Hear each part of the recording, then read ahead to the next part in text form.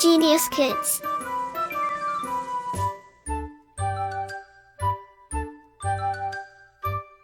Cultivating love for learning. Lesson 6. Life in the towns and the villages. Knowledge acquisition. There was a tremendous growth of towns due to increase in trade and commerce, surplus food production, use of fallow land, development of crafts, and extensive use of iron. In fact, the use of iron tools and implements played a very important role in the social, political, and economic development of society. Rapid growth of agriculture. The widespread use of iron implements in eastern Uttar Pradesh and western Bihar led to substantial growth of agriculture in the 6th century BC.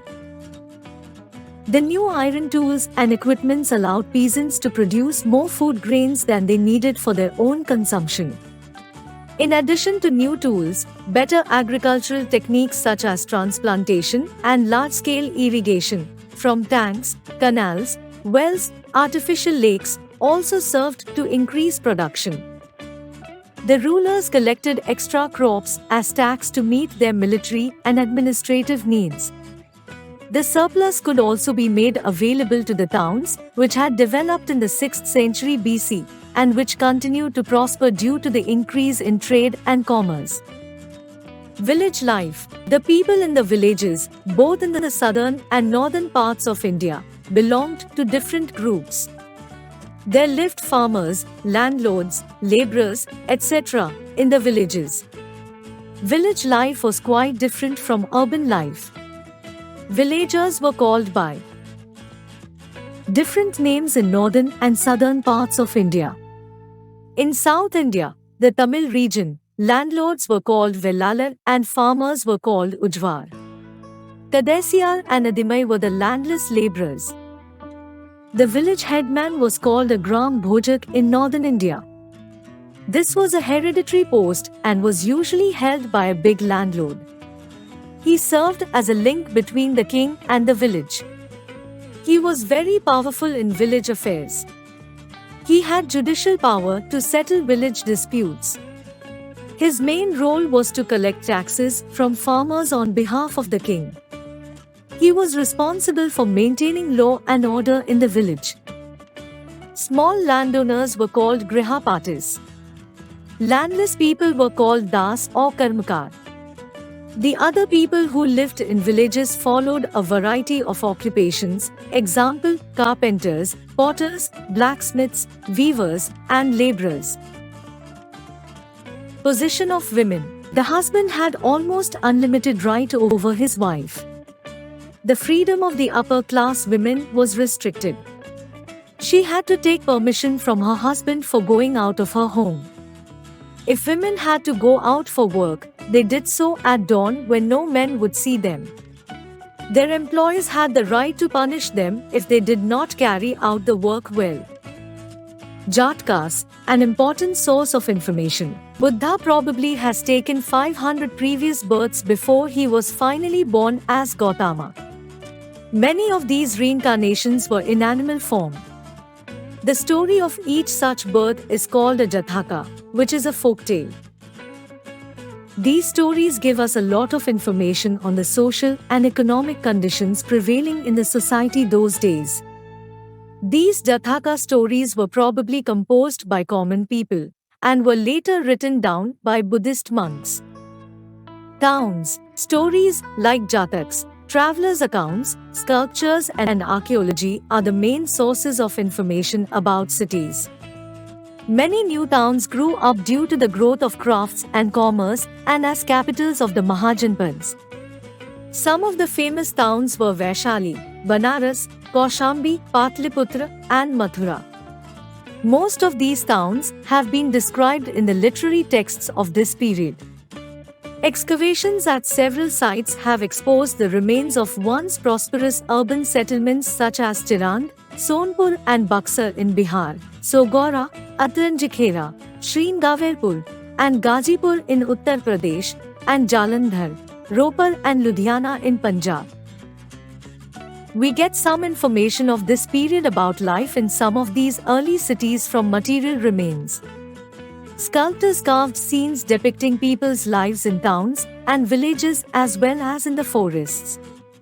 On the other hand, archaeologists have found a number of ring wells made of baked clay or ceramics, which were used as toilets, drains, or garbage dumps. The most important town was Mathura, since it was situated on the crossroads of two important trade routes, one from the northwest to the east and the other from north to south. Mathura also prospered because of central location and as a center of sculpture, craft, goldsmiths, blacksmiths, weavers, garland makers, etc., and religion. Most Kushna towns existed on the Uttarpatha route from Mathura to Taxila. The security and encouragement given by the Kushna Empire boosted commerce and trade even more. Industry. There was a significant achievement in the field of industry in this period. From the literature, inscriptions, and sculpture of the period, we have numerous references of various arts, crafts, and professions that flourished during this period. The textile industry produced woolen and cotton fabrics. Jewelry making, ivory working, pottery, painting, furniture, and leather-based industries were quite advanced. Gold, silver, copper, and iron mines were in full production, within the level of technology available in those days. Shipbuilding, stone cutting, and weapon making were other important industrial activities. During this period, almost all industries had their own association. Guilds, known as Shrenis, were highly developed organizations. These associations were formed by those involved in a particular commercial activity. This parallels a similar development in medieval Europe. The Jathakas refer to 18 guilds. Each guild laid down rules and regulations for the conduct of its members. They monitored the quality of the finished product and standardized prices. They also acted as bankers, financiers, and trustees. The guilds even maintained armies sometimes and helped the king in time to need. The head of a guild was called a Jaitka. Trade. There was flourishing trade in luxury goods with the Roman Empire. The Romans imported spices, muslin, pearls, jewels, and precious stones from Central and South India. Silk came through the northwestern part of the Indian subcontinent and was diverted to Indian ports on the eastern and western coasts of India. From these ports, silk was exported to Western Europe. The Romans exported wine, amphora potteries, glassware gems, etc. to the Asian countries. Significantly, our country got gold and silver coins from the Romans in turn of our goods. The outflow from Rome was so great that Roman commentators such as Pliny were worried about the heavy outflow of gold to India. This inflow of Roman coins led to huge hoarding of these precious metals in some parts of India. More than 80 finds of Roman coins have been recorded, most of them from South India.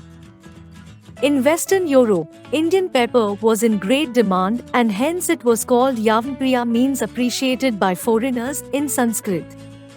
Steel cutlery from India was another popular item imported by the Roman Empire.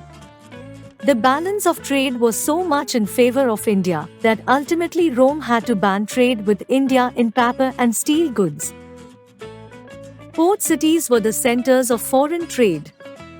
Most famous among them were Brigupta, or Baruch, and Shurparka, or Sopara, on the west coast, and Chandraketugarh and Tamilipti on the eastern coast.